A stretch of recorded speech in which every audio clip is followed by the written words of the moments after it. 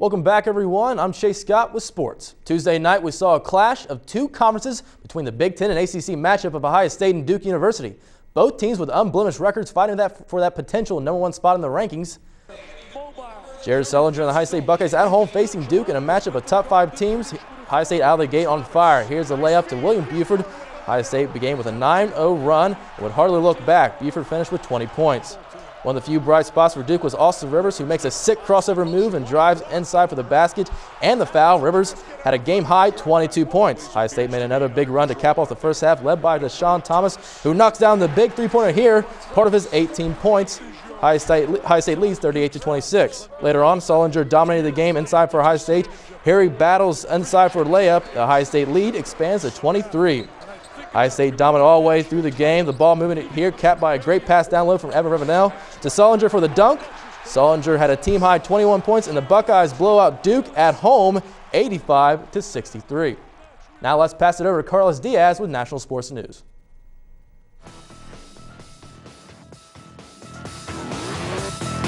With Headline Sports, I'm Carlos Diaz. Jim Boeheim was greeted with a standing ovation when he walked onto the Carrier Dome court that bears his name for the first time since his longtime assistant Bernie Fine was fired. Syracuse remained unbeaten with an 84-48 win over Eastern Michigan. Then Jim Boeheim addressed the media about the investigation of Bernie Fine. I've never worried about my job status in 36 years. What happened on my watch we will see. When the investigation is done, we will find out what happened on my watch. The NFL has suspended Detroit Lions defensive tackle Ndamukong Suh 2 games without pay for unsportsmanlike conduct following his actions during a Thanksgiving Day loss to the Green Bay Packers in which he stomped on a player. Suh has appealed the suspension, and the NFL says it will expedite a hearing before the Lions play the Saints on Sunday. The Jacksonville Jaguars fired head coach Jack Del Rio after the team's 3-8 start to the season.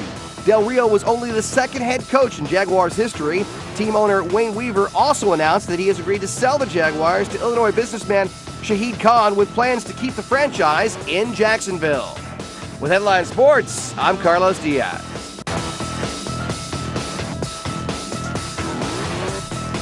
For more sports news, tune into the Muskie Sports Blast on WMCO Monday through Friday at 8 in the evening. With sports, I'm Chase Scott.